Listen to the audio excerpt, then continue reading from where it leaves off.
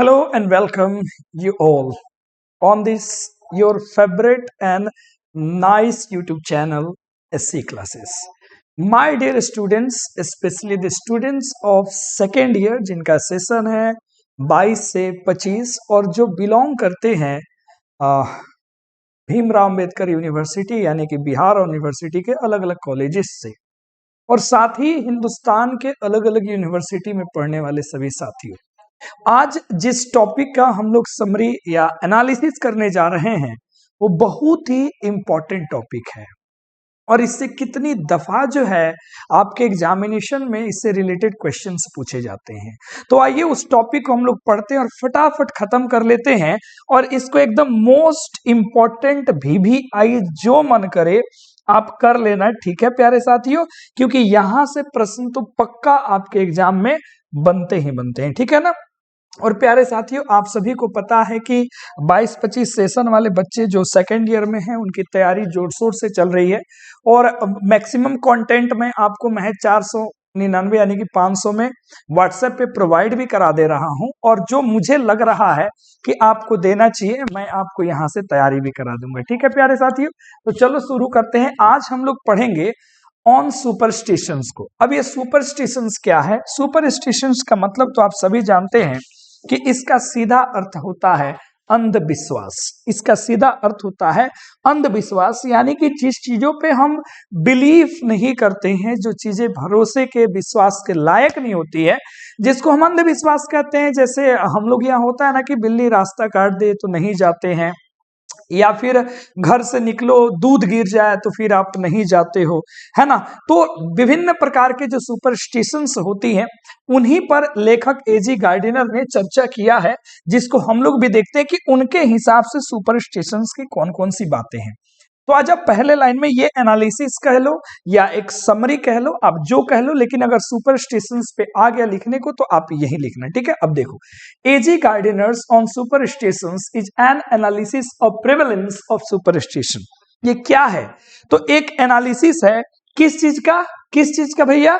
Prevalence का। Prevalence का अर्थ होता है प्यारे साथियों प्रचलन और व्यापकता जो बड़े लेवल पे हो, किस चीज का? सुपरस्टिशन का। यानी कि अंधविश्वास के व्यापकता, अंधविश्वास के व्यापकता का एनालिसिस है ऑन सुपरस्टिशन। किनका? एजी गार्डिनर का लिखा हुआ। आगे है even in the modern age, हालांकि आज के एज में भी ये सुपरस्टिशन है। इन हिज कन्वर्सेशनल स्टाइल, वो जब भी लिखते थे कन्वर्सेशनल स्टाइल लगता था वो किसी से बातें कर रहे, उस वे में ऐसे लिखते थे। Gardiner starts with the superstitions belief related to number 13। वो ऐसे जब आप पढ़ोगे तो नंबर 13 से वो स्टार्ट करते हैं अपने सुपरस्टिशंस से रिलेटेड जो भी बिलीफ है उसके बारे में। हालांकि इन दिस एडवांस्ड एज, आज के इस विकसित युग में, वी इंडीड, हम लोग दरअसल हैव कम अहेड, हम आगे देखते हैं, ऑफ सुपरस्टिशियस बिलीफ, आज भी हम देखते हैं अपने समक्ष सुपरस्टिशियस बिलीफ को। एंड मेनी ऑफ अस, और हम लोग में से बहुत सारे लोग, कंसीडर इसे मानते हैं, नथिंग, कुछ भी नहीं मानते हैं, मोर देन अ मेयर, खास करके ये क्या है? बच्चों वाली मूर्खता है।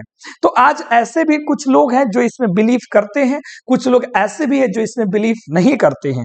लेखक कहते हैं कि देखो, हम विटनेस बॉक्स में खड़ा होकर के और ये नहीं कह सकते हैं कसम खा के कि yes I do not believe in superstitious things, I do not believe in superstitions, नहीं कह सकते हैं, क्योंकि आज भी कहीं ना कहीं ढेर सारे सुपरस्टिशंस जो है ना वो जुड़े हुए हैं। आगे कहते हैं कि येट, फिर भी, we would still like it, फिर भी हम लोग इसे लाइक करते हैं। इफ वी हैव नथिंग, अगर हमारे पास कुछ भी ना हो, टू डू विथ नंबर 13 के, if possible B it renting a flat और अ बस नंबर 13।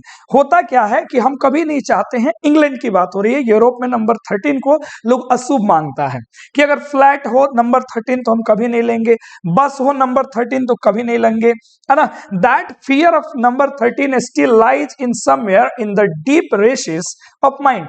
ये कहीं ना कहीं दिमाग, और RECES का मतलब होता है स्थगित करना, स्थापित करना, ये कहीं ना कहीं हमारे दिमाग में स्थापित है जो डर है नंबर 13 से। देखो, ओवरऑल लेखक समझाते हैं 13 को लेकर के कि देखो इंसान को फिट होना, इंसान को हेल्दी होना, इंसान को करेजियस होना, ये सारा माइंड का खेल है। किसका खेल है? माइंड का खेल है। लेकिन यहां जैसे नंबर 13 की बात आती है इंग्लैंड और साथ ही बहुत सारे उधर यूरोप के कंट्रीज में, तो लोग जो है ना सुपरस्टिशियस बिलीफ के साथ जुड़ जाते हैं।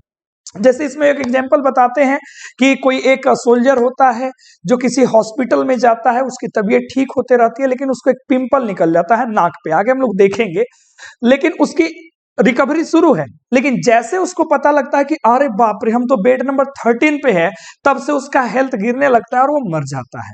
मतलब जाहिर सी बात है कि यहाँ पे मेंटल कंडीशन यदि आप स्ट्रांग है आपका, तो ये 13, 11, 14 होना कोई बड़ी बात नहीं है।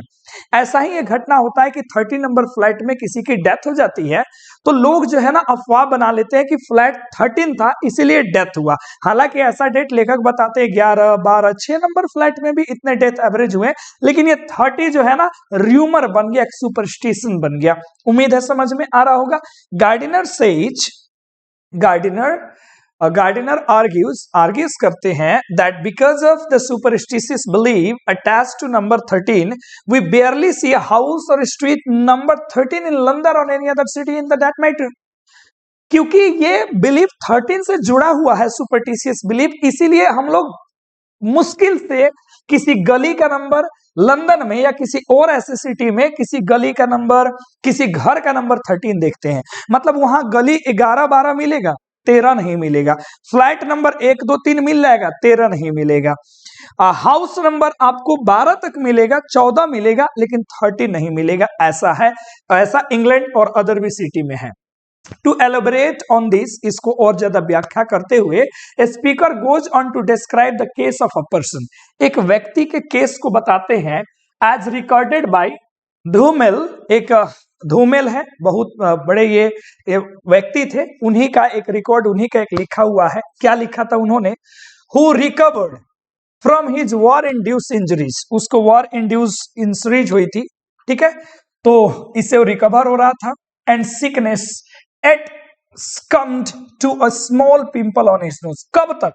जब तक कि उसके नाक पर एक छोटा सा पिंपल ना निकल गया हो, तब तक वो रिकवरी हो रहा था इंजरी से, सिकनेस से। लेकिन this superstition exercise a strong hold on our life and profoundly affect our decisions, लेकिन वो उसके साथ बड़ा बुरा हुआ सुपरस्टिशियस बिलीफ के कारण, 13 नंबर बेड के कारण। तो इस प्रकार ये जो सुपरस्टिशन एक्सरसाइजेज है, अलग अलग ये प्रवृत्तियां है, ये बड़ी मजबूती से हमारे जीवन के ऊपर और पूर्ण रूप से प्रभाव डालती हैं हमारे निर्णय के ऊपर, है ना। बहुत सारे, जैसे मान लीजिए घर से निकल रहे हो तो लोग कहता है कि दूध पी के मत जाओ, अगर पी लिए तो अगर कोई एक्सीडेंट हो गया कुछ भी, तो लोग कहता कि अच्छा इसी कारण ऐसा हुआ होगा। तो ये बहुत सारी चीजें हैं जो हमारे डिसीजन पे, बहुत लोग हैं अच्छा दिन होता है तो निकलते हैं, है ना, बिल्ली रास्ता काट दे तो फिर वो नहीं जाते हैं, तो ये हमारे डिसीजन सब पे इफेक्ट करता है। नाउ प्यारे साथियों, द एसेइस्ट जो निबंधकार है, however points out that many superstitious have common place and sensible origin, बहुत ऐसे सुपरस्टिशंस हैं जो कॉमन प्लेस है, जो एक जगह से आते हैं, और उसके ओरिजिन भी, जहां से उत्पत्ति हुआ वो भी कुछ सेंसिबल है। एट इन दिस एरा, लेकिन आज की इस दुनिया में देखो, पहले क्या था? पहले साइंस डेवलप नहीं था, तो हम मानते थे कि पृथ्वी चपटी है, मान लिया जाता था। पहले साइंस डेवलप नहीं था, तो मान लीजिए ग्रेविटेशन को लोग जादू समझता था, ठीक है। साइंस डेवलप नहीं था तो कुछ ऐसी घटनाएं हो जाती थी नेचर में जिसको लोग एलिब्रेशन नहीं जानता था, डिस्क्रिप्शन नहीं जानता था, कहता था ये जादू है, पहले बहुत सारे। लेकिन आज इतना ज्यादा साइंस ने एक्सप्लेन कर दिया है चीजों को कि आज हम उसको सुपरस्टिशियस नहीं, साइंस का कोई लॉ मानते हैं, है ना।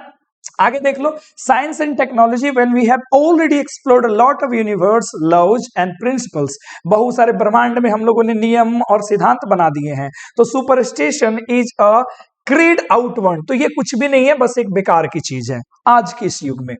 He says it was right to be superstitious in previous centuries, हाँ वो कहते हैं कि पुराने जमाने में अच्छा था, कि हम सुपरस्टिशियस थे पहले, जिस समय साइंस नहीं था, टेक्नोलॉजी नहीं थी, व्हेन ह्यूमंस न्यू ऑलमोस्ट, जब इंसान जानते थे ऑलमोस्ट लगभग कुछ भी नहीं साइंटिफिक लॉज ऑफ नेचर के बारे में, उस समय ठीक था। Believe in existence of beneficent and sinister forces, वो कभी नहीं मानते थे कि कोई बेनिफिसेंट होता है या फिर कोई सिनिस्टर फोर्सेस ऐसा बल काम करता है, तो उस समय ठीक था, ठीक है ना, लेकिन अभी नहीं। इट वॉज जस्टिफाइड बैक, ये पीछे की घटना को जस्टिफाइड करता है कि वे लोग सौ देयर फेट, अपने भविष्य को देखते थे बादलों में ऊपर की तरफ, अच्छा ऐसे लोग देखते थे, हाँ ऊपर के हाथ करके कि अच्छा ईश्वर करेंगे तो ऐसा होगा ऐसा होगा, ऊपर बादलों को देख करके अपने फेट, अपने भरोसा को, अपने विश्वास को देखते थे।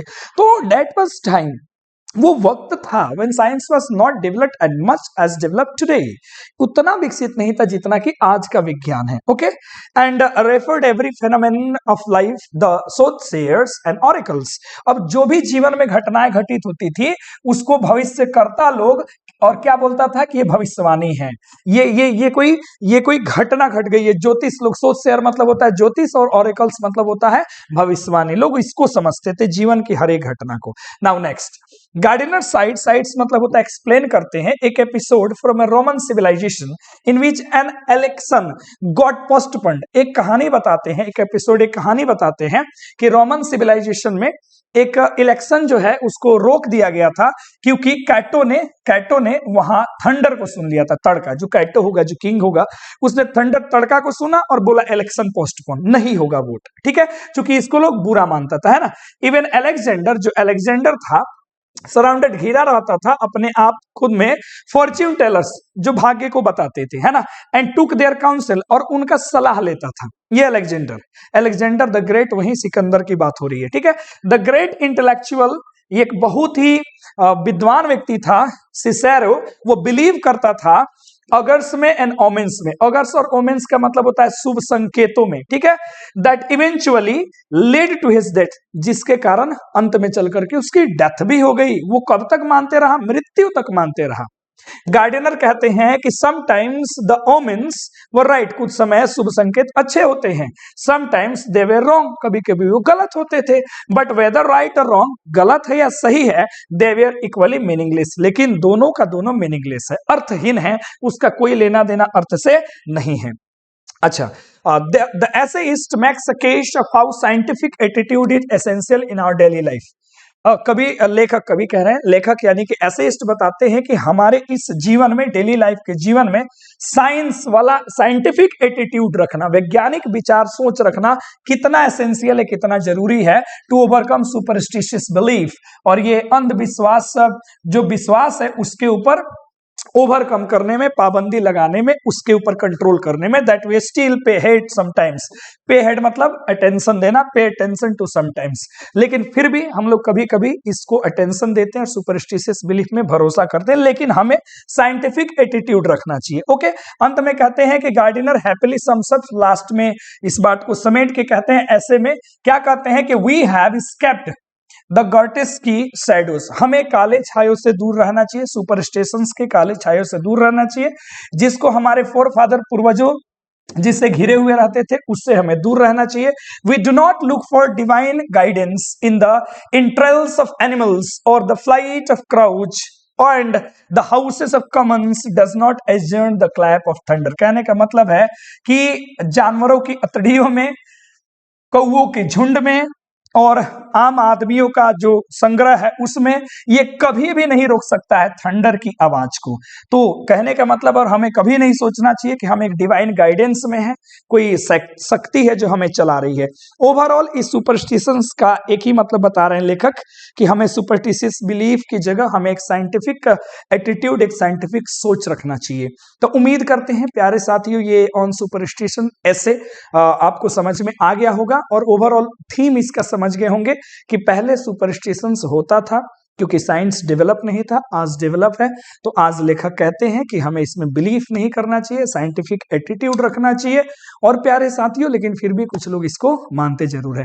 तो थैंक यू वेरी मच। अगर आप सब्सक्राइब ना किए हो कर लेना प्यारे दोस्तों, चूंकि मेहनत बहुत हो रही है और रिजल्ट यानी कि जो जरूरत है अच्छे बच्चों की, ढेर सारे बच्चों की जिनको मैं पढ़ा पाऊं, उनकी संख्या पता नहीं क्यों नहीं बढ़ रही है।